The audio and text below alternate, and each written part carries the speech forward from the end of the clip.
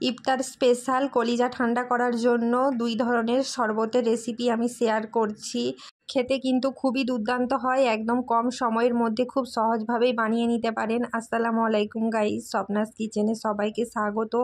চলুন তাহলে ফার্স্টের একটা শরবতের রেসিপি আমি শেয়ার করি। ফার্স্টে একটি মিক্সার জার নিয়েছি, দেখুন মিক্সার জারের মধ্যে একটা কলা দিলাম।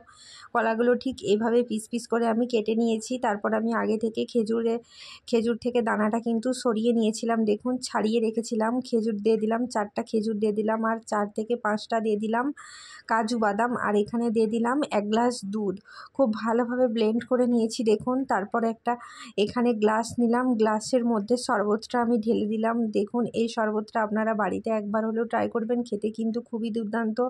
ফ্রিজে রেখে দেবেন আধ ঘন্টার মতন। তারপর আমি যে খেজুর ছিল কিছুটা খেজুর দিয়ে দিলাম ওপর থেকে। চলুন তাহলে আর একটা শরবতের রেসিপি শেয়ার করি। তারপর দেখুন এখানে আমি আরও একটা মিক্সার জার নিয়েছি, মিক্সার জারটাকে পরিষ্কার করে ধুয়ে নিয়েছি। ঠিক এইভাবে ছোট ছোট করে কুচিয়ে নিলাম। এখানে তরমুজের মধ্যে কি কি দিলাম দেখুন। এখানে আমি দিয়ে দিলাম 1/2 টেবিল চামচের মতন চাট মশলা দিয়ে দিলাম, আর 1/2 টেবিল চামচ এখানে দিয়ে দিলাম ব্ল্যাক পেপার। এটাকে খুব ভালোভাবে পেস্ট করে নেব। এবারে 3 থেকে 4 মিনিট সময় নিয়ে খুব ভালোভাবে ব্লেন্ড করে নিয়েছি দেখুন। তারপরে একটা ছাঁকনি দিয়ে খুব ভালোভাবে আমি ছেঁকে নিচ্ছি। তারপর 2টো গ্লাসের মধ্যে 2 রকম শরবত আমি সার্ভ করলাম। মাশাআল্লাহ, শরবতগুলো দেখতে কিন্তু খুবই সুন্দর। ভিডিওটি কেমন লাগলো কমেন্টে জানাবেন, আর ভিডিওটি ভালো লাগলে অবশ্যই আমার চ্যানেলটি সাবস্ক্রাইব করে দেবেন। আল্লাহ হাফেজ। রেসিপিটি বাড়িতে একবার হলেও ট্রাই করবেন।